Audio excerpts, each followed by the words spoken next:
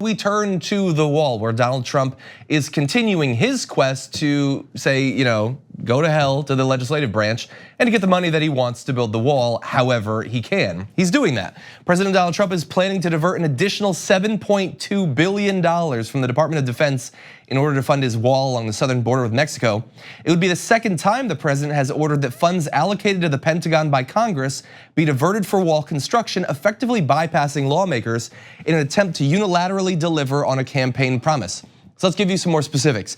The Pentagon funds would be extracted for the second year in a row from military construction projects and counter-narcotics funding. According to the plans, the funding would give the government enough money to complete about 885 miles of new fencing by spring 2022. Which is of course not the entirety of the southern border, but it's a good chunk of it. It's a lot more than he has currently been able to accomplish. And so what you're seeing now is his frustration has grown year by year as he's been blocked from actually gaining access to those funds, even when he controlled both the Senate and the House. Republicans had unified control, they still didn't allocate the money. And so he has decided that that whole balance of powers and checks and balances thing, he's done with that, he's not interested in it. And any amount of money that he wants, even up to the tens of billions of dollars, he'll simply take it.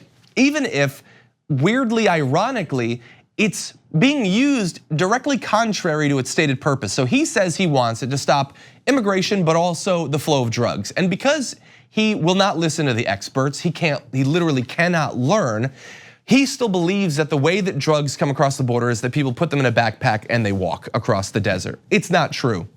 If it were true, taking money from counter-narcotics programs and building a massive fence might actually accomplish your stated goals. But that's not how the drugs actually make it in. Instead, they go through ports of entry.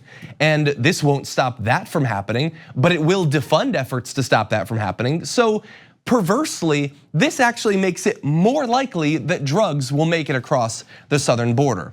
And think about the amount. The latest plans would bring the total figure for border funding past $18 billion. Will he have to answer for that? $18 billion, that's a massive chunk of fully funded free public education. Or Bernie Sanders' plan to cancel medical debt, that's a nice chunk of that. Think about the goodwill that would be accomplished by virtually any other use of this money.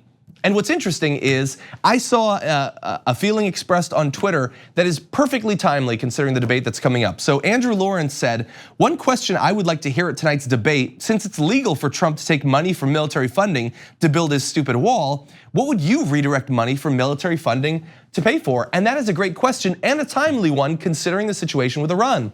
We had Congressman Ro Khanna on and he said that the only way we could stop a war with Iran is to defund it, to simply say we're not going to pay for those offensive operations. But here's the problem. Trump believes that he can take money that's been allocated for other things in the Pentagon and put it wherever he wants. If he can do that for the wall, and if the Supreme Court says it's okay, which they did last July, why couldn't he do that for another war or for rampant bombing or for buying drones or literally anything?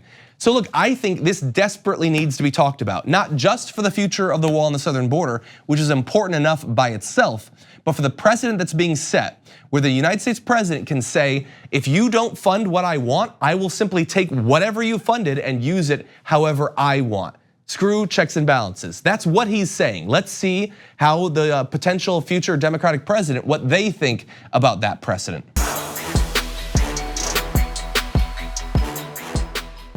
For more political news, breakdowns, interviews, stories of activism, and me trying my hardest to care about the occasional big celebrity news story, subscribe to our YouTube channel at youtube.com/thedamagereport.